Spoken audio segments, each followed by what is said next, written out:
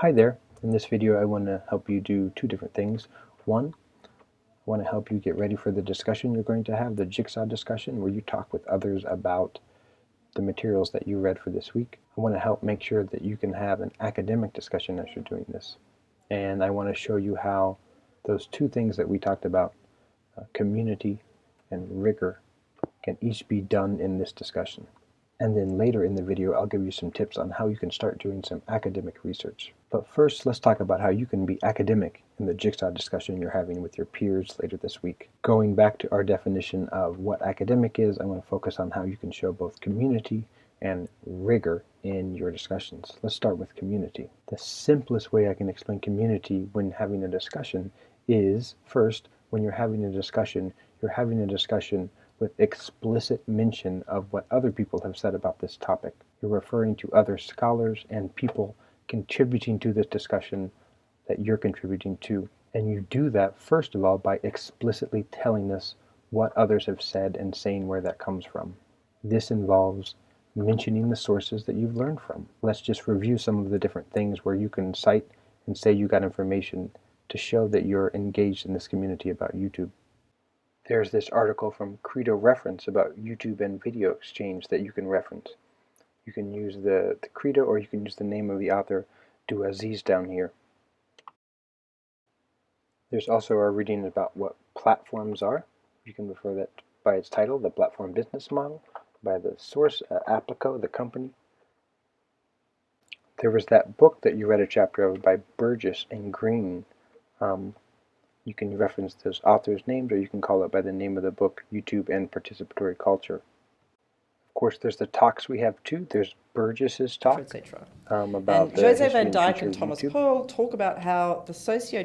You also have Jenkins's talk about Today I'm going participatory to culture talk to that you you can about reference. participatory culture, which is a concept that I've been exploring and developing over the last 20-something. There's also the Jigsaw resources like Khan's TED Talk on the Khan Academy. Khan Academy is most known for its collection of videos, so before I go any farther. There was also the Vice video about China's webcam industry. I'm Chantal from the Vice office in Brooklyn. In China, there's a booming industry driven by physical beauty. That one was in tandem with the Reuters news report that you can source. Finally, there was the Vox.com article about extremism on the internet and how YouTube deals with that. They also represent a fascinating challenge for YouTube. It too came with a reading also from Vox about how YouTube sent someone down a rabbit hole. And finally, there's the sources that you yourselves found that you collected here on this Google Doc. These are great sources to cite. Of course, again, remember to make sure you say where they came from and what they are as you introduce them into your discussion. Hi everyone, and welcome to part 4 of the Advertising Wars mini course. The point, of course, is that you show you're part of this community learning about YouTube by explicitly mentioning the different sources where you learn stuff. I don't care exactly how you do this as long as you make it clear what you're talking about. And also don't be afraid to ask each other questions to make sure you understand what these sources are. If you're referring to a source that only you know, of course you'll need to explain what that is to help people understand where this information is coming from. But talking about what others says shows that you're part of a community, which helps you be academic in discussions. The other way that you show community, besides mentioning all the sources that we talked about, is you engage the community of the people that you're talking about. This community, of course, is just the 3 or 4 people in your discussion at this point. Here again, you want to reference what other people are saying. And there's lots of different ways that we learn through those conversation rules that you can do this. You can ask people to clarify their ideas, to explain them better, or to give examples that show them. You can also challenge people, right? You can show disagreement and see how people react to that. You'll do this, of course, in a respectful way, like I saw in your discussions. And you can also try to recognize that people agree, that people have built consensus, right? You can try to summarize what everyone's saying if you think that you're all in agreement. All of these situate the ideas that you're talking about within a community of the people that are talking about them. We don't want our discussion to be this person says this person says this person says this person says this. You want to show the connection and the relationship between those different people and their ideas. So you're showing community in your discussion by both, one, referencing explicitly all the different materials that we've learned in the course, plus other materials that you found in your own independent research and how they influence your thoughts and your ideas about online video. And you do it by building the community of people that are talking, right? By engaging with other people, asking for clarification, looking for consensus, trying to challenge one another's ideas. That helps build the community of the discussion that you're having. And then, of course, there is academic rigor. Rigor involves both of these things that we've been talking about, the sources that you have and the way that you talk with other people. But when talking about sources, rigor refers to really the quality of the different sources that you have. I hope you can assume that the sources that I share with you are of good quality, but you can also be critical of them and talk about things that they omit or don't mention, or perspectives that maybe the sources I'm sharing with you are missing. And when talking about your own sources, it'll be up to you to help explain the rigor of those sources. You do this in your own sources by being clear about where this information comes from, how old it is, what expertise is contained within it. Again, you can look for biases or holes or missing perspectives that these sources give too. And again, don't be afraid to be critical of those sources too. That helps show your academic rigor. Again, you can apply these strategies to the things that the peers in your group are saying, right? Asking for clarification, challenging, looking for consensus. All of them show your rigor and your critical understanding of what other people are talking about. If you think that someone is missing something or someone's not seeing a full picture, it's your job to step in and use the conversation to help explore the issues that people are talking about. Doing this makes the discussion you're having academic. I've shared with you a rubric that goes over both general conversation skills, but also assesses how academic your performance is in this. Make sure you look at that before you do your discussion. Finally, I want to point you in the direction and give you some examples of how you can do good academic research for your chosen subtopic of one of the impacts on society of YouTube. In the Week 4 outline, if you scroll down under the research topic, there's a link to a library recommended database for finding information about YouTube. Playing around both with the search terms that you use and the way that you search for them in the sources you're looking for will really help you find good examples.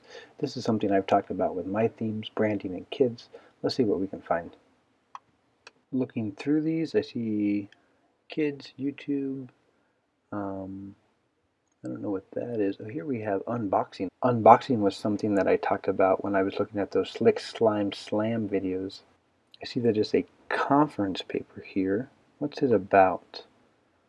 Toy unboxing, popular on YouTube, opening toys, looking at how videos are consumed as a way of augmenting offline toys and play practices. I don't know if that's anything I want. You'll notice a lot of what research is, it's just really trying to find something that can be useful. So let's try that again. A lot of it is the vocabulary we use. Let's keep YouTube, but let's put it in alt text here. It doesn't have to be the title. And instead of branding, we'll use advertising, again, throughout the article. And instead of kids, let's use children. That's a more academic word. So what do we have here? Let's check it out. Okay, so parental natives pre-roll advertising. I don't really know what that is. YouTube has Praxis on BreadTube. None of that makes any sense for me. Appeals in food and beverage. Mimetic, I think we saw that. I didn't like that one. Perspectives for budding veteran. Not me. Uncertainty in advertising. Child-inspired disclosures to alert. I don't know what that is. Toy unboxing, living in an unregulated material world. That seems interesting. Clicking on it. What do we got here? Okay, here's the abstract. Okay. Phenomenon, commercialization, brief history. That could be useful information. Regulatory questions. What are the laws about those things? Labor and structural material interests of social media entertainment. Sounds interesting. So now we gotta find it. PDF full text should be easy to read. Okay, looking at it here, here's that abstract that I've already looked at. Keywords. All right, let's just start looking at this. Okay, describing it, that's good. Here's some history. People have reservations. Yeah, I certainly have reservations. Addictive, illicit, bad. Okay, that sounds, I like that so far. Urgent social problem, not completely warranted. It's growing, yes. This is all looking good. I like this. Okay, unpacking.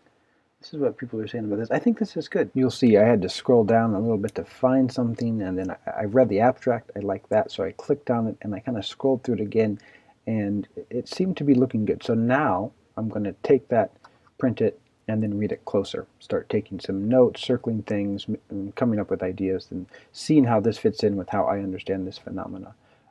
There's a lot of sorting through and checking out before you really get to reading.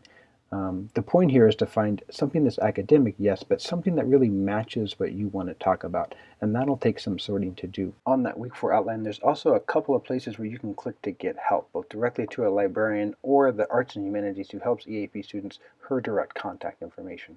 You may have your own tips and tricks that you use to do academic research. This might be helpful for you. You might have no idea what you're doing.